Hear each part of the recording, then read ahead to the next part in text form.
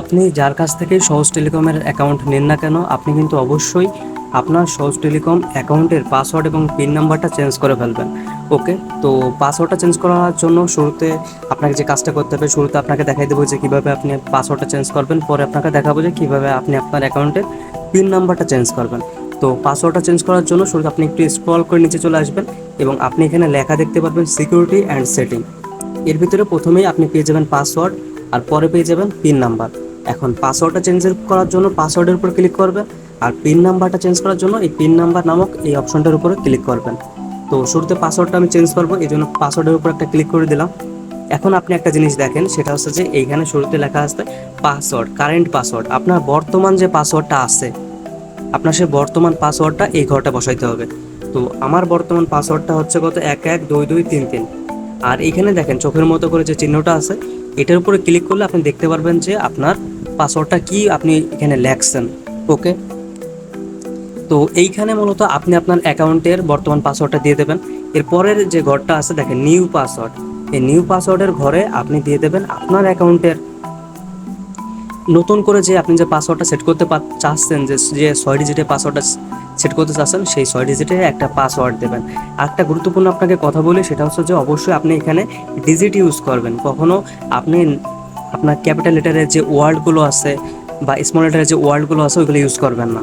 আপনার একটা সঠিক, আপনাকে যে এক্সাম্পল যদি দিই, আপনার মোবাইলের যে লাস্ট নাম্বারের যে লাস্টে যে 6টা ডিজিট আছে সেটা কিন্তু আপনি ইউজ করতে পারবেন। এটা হইতে পারে যে 42 44 46। আর একটা হচ্ছে, আর আপনার যেটা হচ্ছে ভুলের একটা এক্সাম্পল দিই, সেটা হচ্ছে যে ABC 12 13 14। ঠিক আছে, এটা কিন্তু একটা হচ্ছে ভুল পাসওয়ার্ড। তার মানে এখানে কি ABC দেওয়া হয়েছে, এই ABC এই ধরনের কোনো কিছু দিলে কিন্তু আপনি পরবর্তীতে লগ ইন করতে পারবেন না। এই জন্য অবশ্যই আপনি 6 ডিজিটের একটা পাসওয়ার্ড ব্যবহার করবেন এবং সেটা অবশ্যই ডিজিট হইতে হবে। ওকে, ডান। তো এখানে আপনি নতুন একটা পাসওয়ার্ড দিয়ে দেবেন। আমি নতুন একটা পাসওয়ার্ড দিয়ে দিলাম 556677। এখানে চোখের উপর একটা ক্লিক করে দিলাম। এরপরে দেখেন কি লেখা আছে, কনফার্ম পাসওয়ার্ড। আপনি এখানে যে পাসওয়ার্ডটা দিয়েছেন নিউ পাসওয়ার্ড, এই নিউ পাসওয়ার্ডটাই কনফার্ম পাসওয়ার্ডে আবার বসাই দেবেন। এখানে লিখে দিলাম 556677। ওকে, ডান। চোখের উপরে ক্লিক করে দিলাম, মিলাই দেখলাম সব কিছু ঠিক আছে। এখন আপনার কাজ হচ্ছে এখান থেকে আপডেট পাসওয়ার্ডের উপর একটা ক্লিক করা। এটার উপরে ক্লিক করার মাত্রই সঙ্গে সঙ্গে কিন্তু আপনার পাসওয়ার্ডটা চেঞ্জ হয়ে যাবে। তো আশা করি আপনাকে বোঝাতে পারছি কীভাবে আপনি পাসওয়ার্ডটা চেঞ্জ করবেন। এখন আপনাকে দেখায় কীভাবে আপনি আপনার অ্যাকাউন্টে পিন নাম্বারটা চেঞ্জ করবেন। পিন নাম্বার চেঞ্জ করার জন্য এই জায়গা থেকে পিন নাম্বার নামক অপশনটার উপর একটা ক্লিক করে দেবেন। ক্লিক করার পরে আপনার এইখানে যে আপনার যে বর্তমান যে পিন নাম্বারটা আছে, যে 6 ডিজিটের যে বর্তমান যে পিন নাম্বারটা আছে, সেই পিন নাম্বারটা বসাই দেবেন। আমার বর্তমান পিন নাম্বার হচ্ছে 112233। এখন এই জায়গা থেকে আমার নতুন একটা পিন নাম্বার দিয়ে দিলাম 556677। ওকে, আর এই নতুন পিন নাম্বারটা কনফার্ম পিনে আবার বসাইতে হবে। ওকে, ডান। এখানে বসাই দিলাম 556677। এখন আপনার যে কাজটা করতে হবে সেটা হচ্ছে যে দেখেন এখানে লেখা আছে আপডেট পিন। এই আপডেট পিনের উপরে ক্লিক করার মাত্রই সঙ্গে সঙ্গে আপনার অ্যাকাউন্টে পিন নাম্বারটা চেঞ্জ হয়ে যাবে। আর এভাবেই কিন্তু আপনি খুব সহজেই আপনার অ্যাকাউন্টের পাসওয়ার্ড এবং পিন নাম্বারটা চেঞ্জ করতে পারতেছেন। এরপরে আপনার জন্য একটা কাজ হবে, সেটা হচ্ছে যে দেখেন এখানে যে লগ আউট নামে যে অপশনটা আছে, এই অপশনটার উপর একটা ক্লিক করবেন। ক্লিক করে আপনি অ্যাপস থেকে ক্লিক করা মাত্র আপনাকে অ্যাপস থেকে বের করে দেবেন। তারপরে আপনি নতুন করে আবার আপনার ইউজার নেম পাসওয়ার্ড পিন নাম্বারে লগ ইন করবেন, ব্যাস। এতে করে আপনি কিন্তু শিওর হয়ে যাবেন যে আপনি যে পাসওয়ার্ডটা দিয়েছেন, আপনি যে পিন নাম্বারটা দিয়েছেন সেটা আপনার সেট হয়ে গেছে। আচ্ছা, তো আশা করি আমি আপনাকে বোঝাইতে পারছি যে কীভাবে আপনি আপনার অ্যাকাউন্টের পাসওয়ার্ড এবং পিন নাম্বারটা চেঞ্জ করবেন।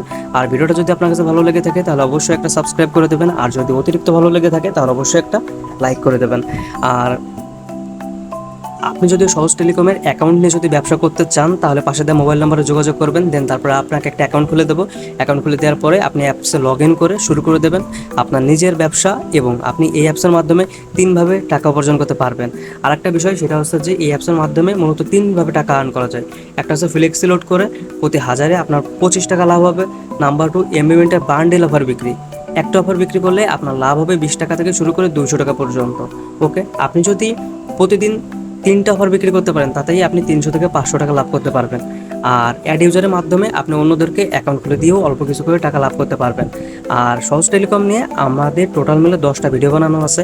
আপনি যদি বাকি ভিডিওগুলো দেখেন তাহলে আপনি এই সহজ টেলিকম সম্পর্কে বিস্তারিতভাবে জানতে পারবেন, প্রত্যেকটা টপিক সম্পর্কে। ওকে, ঠিক আছে, তাহলে আজকে ভিডিওটা এই পর্যন্তই। তাহলে আপনি বাকি ভিডিওগুলো দেখুন, তাহলে আপনি এই অ্যাপ সম্পর্কে বিস্তারিতভাবে জানতে পারবেন।